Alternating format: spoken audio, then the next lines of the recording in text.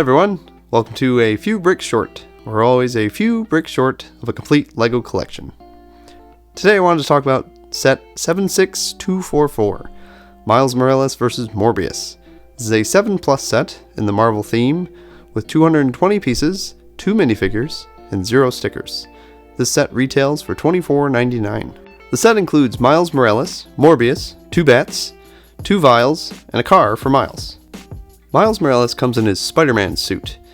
He has red hands, nice front and back printing on both the torso and his head, and he doesn't have any leg printing. We haven't seen Miles in his full suit in a set since 2019 and 2015 before that. In the previous minifigures and how Miles is normally shown, he has red webs, as you can see here, here, and even here.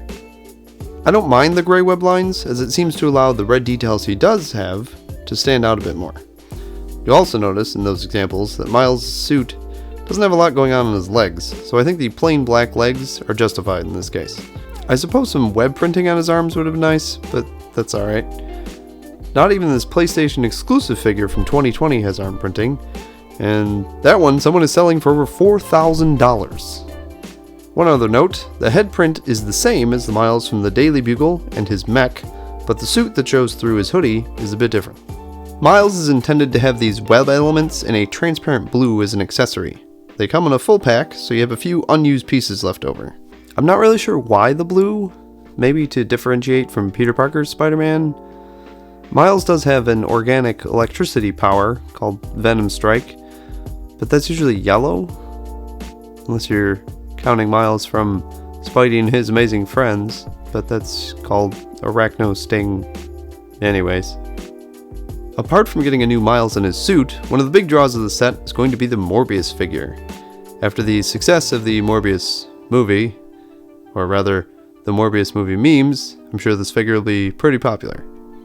Regardless of that wonderful movie, this is the first time we've gotten a Morbius figure, which is great because he was teased in the Daily Bugle, and I was hoping that would mean we would get one soon. He has front and back torso printing and 2 face prints. The deep V-neck and the waistband belt or sash looks great and very much like any comic rendition of him. One of my favorite details is the use of dark blue to show his definition. Blue is often used in print, like comics, to show some more detail on top of black, so the black itself was not rendered as vacuous. This feels like a bit of a nod to that.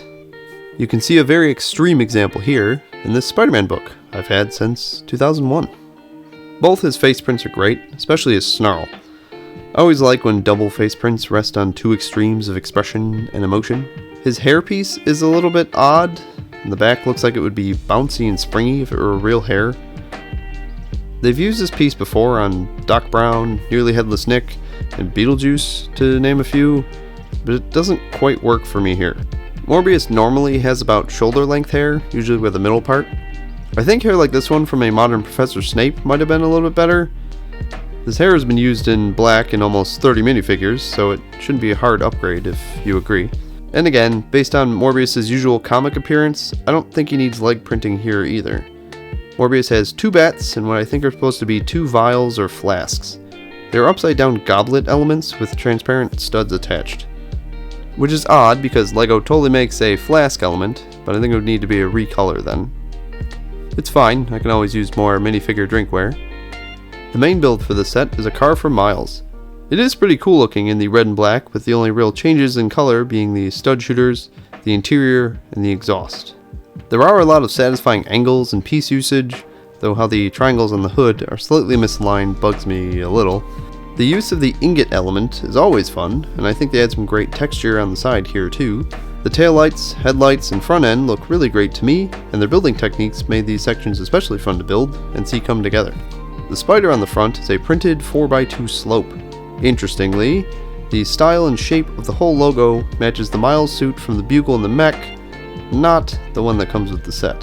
The transparent red windshield looks pretty cool within the color scheme, but I don't know how practical it is. Maybe the world looks a little nicer through rose-colored windshields. You could probably also use it as one of those secret message decoder things. The inside was done with tan and dark tan, which is an interesting choice.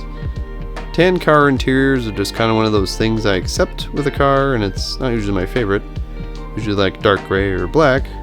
In the case of this Lego car, I don't think it really hurts anything. Maybe Miles is just a fan of tan. The spoiler is able to move at 2 points. Not a racing guy, let alone a big car guy, but I think changing the angles would allow for different kinds of wind drag. I don't know how many 7-year-olds have a solid understanding of aerodynamics, but hey, I think it looks best at the angle presented in the instructions. Now, the exhaust is the whole thing. For the smaller tailpipes, more of the transparent light blue webs are used. And then this huge lightning blast looking piece in transparent blue as well. I think this piece is newer and has only been used in a few Ninjago sets so far in a transparent dark pink. I think it's a little over the top and maybe supposed to represent some sort of speed boost. If you look under this red piece here and move the spoiler out of the way, there's a small trunk space that has 2 tanks in it. I'm assuming that's supposed to be nitrous or something to that effect. The middle exhaust blast is also attached on a click hinge element, so it was able to move a little. I'm not sure if that's simply because the gigantic blast piece has a Technic axle as its connecting point, or if it's supposed to be more of a play feature.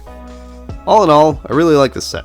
The minifigure selection is great, and I think the car is pretty fun. I think this offers a fun build for the intended demographic, even though I don't have a 7-year-old yet. A car can fit into many different play scenarios, so this isn't limiting to what it comes with or anything, like a full playset might.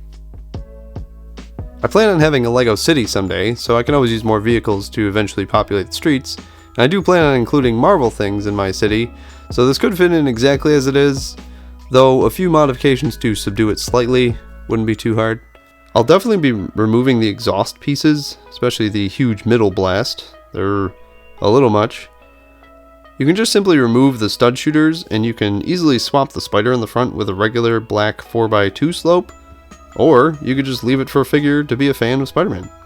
Well, that's all I have for you today, so let me know what you think, and I'll see you next time.